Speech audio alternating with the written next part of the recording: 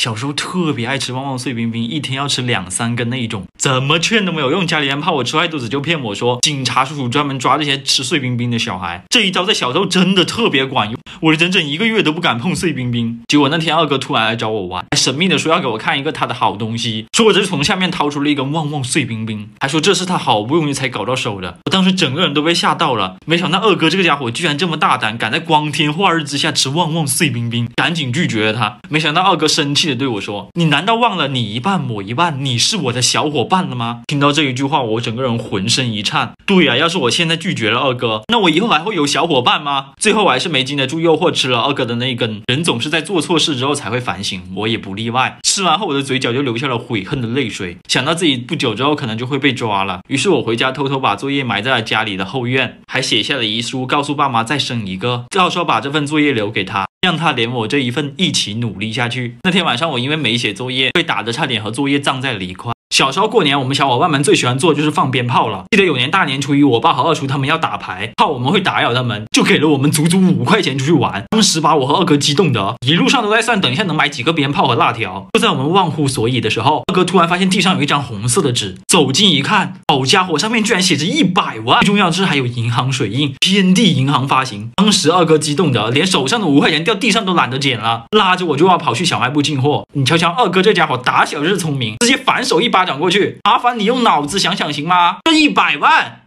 等下人家怎么找得开？老板不要面子的呀！然后我提议先用老爸的名字去买一车，到时候让老板送到家里面，让咱爸付钱，我们再把这100万给老爸，他们新的一年里一定笑口常开。哥觉得我说的非常对，就回家把老爸的身份证偷了出来，然后去到镇上用老爸的名义买了1车辣条和鞭炮，并跟老板约定好第2天在二哥家门口集合。第2天村里面果然来了辆大卡车，老板为了庆祝这桩大生意，一路上放鞭炮过来的，敲锣打鼓，大家都没见过这么大的阵仗，纷纷跑来围观。然后我爸和二叔出来的时候，看到大卡车直接都懵了。最后我二哥装逼的从人群里面慢慢走出来，然后从屁股里面掏出了那张100万大钞。那一刻绝对是我们人生最巅峰的时刻。当然最后那一个年，我和二哥是在医院里面过的，得亏我俩有医保，但那100万就只能烧给我们了。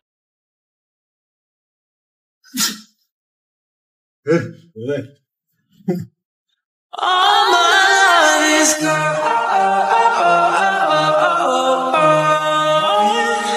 All my love is gone. Now you're dead and gone. 大 C 勾啊，大 C 勾，今天是美味的大 C 勾，切出个 C 字框，整个先，你的蒜一酸啊，蒜一干，这个 C 字推。这是什么黑暗料理啊？我发现大晚上就不能够看河马君的视频，都快馋死我了。首先把西瓜皮切开，切下来的西瓜皮不要丢，留下来备用，看一下能不能做西瓜糖。接着给西瓜改个刀，然后下锅油煎，再抹点黑胡椒汁儿，这样我们的西瓜牛排就做好啦。接下来我们来做西瓜糖，先把白色的皮切下来，再把白皮切成小块。因为之前有做过柚子糖了，所以我们直接跳到炒西瓜皮的环节。想看详细过程，大家去翻前面的柚子糖哈。接着倒入400毫升的水，300克的糖，水沸腾后把西瓜皮下锅，就这样使劲翻炒，炒到没水了就可以关火了。然后继续炒一段时间，直到像现在这样子出现糖霜就行了。糖霜是炒出来，但是这个颜色感觉有点像我家鸡食。这样我们的西瓜糖和西瓜牛排都做好了，让我们赶紧试试看哈。那我们先试一下这个西瓜糖。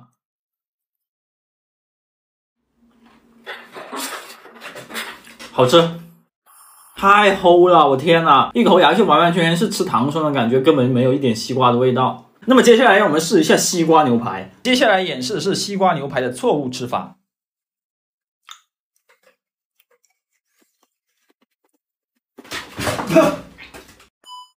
西瓜牛排的正确吃法，优雅的同时不要忘记露出天卷45度的微笑。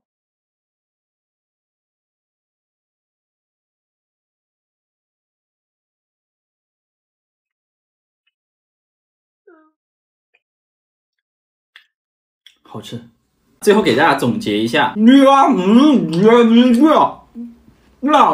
何在学校禁用手机的情况下，反而凭借一部手机出入自如。今天要讲的就是二哥凭借一部手机化身物理老师，成为学校传说的故事。还记得高中的时候，食堂饭菜特别的难吃，难吃到什么程度呢？我打包回去给我家狗吃，它连夜起来给我做了4菜1汤。你别说，室友吃了都说我家狗做的好。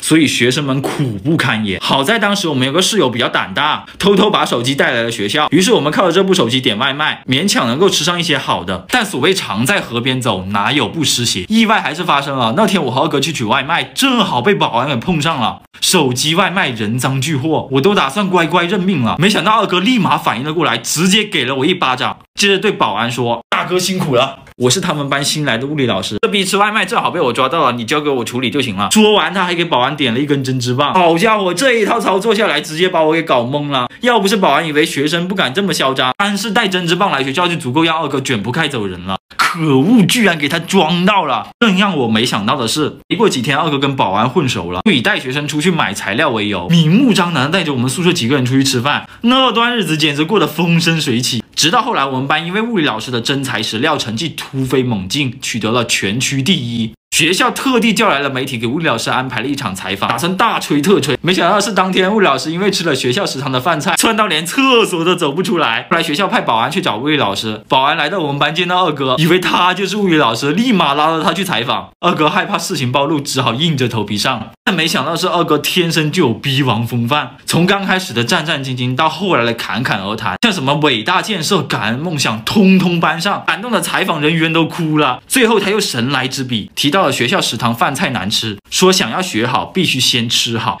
揭露了学校食堂的弊端，给学校食堂提出了改革建议。后来因为这一段精彩采访被疯狂转发，甚至惊动了有关部门。经过调查，真相浮出水面，校长因为挪用食堂公款被开除了，学校食堂被重点改革，学生们都吃上了可口的饭菜。而这一切的始作俑者二哥，为一部手机被同学们称呼为正义的手机侠。小时候到了夏天，我就特别喜欢吃旺旺碎冰冰，还记得当时我妈给了我1块钱去买它，结果路上的时候我不小心弄丢了。正当我心急如焚的时候，我看到旁边有个乞丐，看样子是个年轻人，脚上还踩着最新款的耐扣，碗里有个几十块钱，一看就是出来体验生活。我就问他能不能借给我1块钱，也许是从来没有见过找乞丐要钱的，他很客气的要我滚，这可把我给气坏了。虽然我没有要到钱，但是我却得到了启发，要是我也当乞丐，是不是一天也能赚几十块钱？说干就干，我跑回家把新买的衣服剪烂，然后再跑到泥坑里面滚了一圈，弄得跟个难民似的。但这还不够，正所谓出门在外看身世，作为一个要饭的，往往身世越惨，越能博得大家的同情。所以我就给自己定了一个父亲欠债，母亲改嫁，每天还要拉扯着比自己小5岁的弟弟的人设。你别说，这感觉一下就上来了，我差点都哭出来了。果然要饭我是专业的。然后我就拿着我爸吃饭的碗，坐在了刚才那个乞丐的对面。或许是因为我的外表过于寒酸，也有可能是我的身世过于凄惨，路上的行人纷纷给我投钱，而对于对面那个有手有脚的年轻人充满了鄙夷。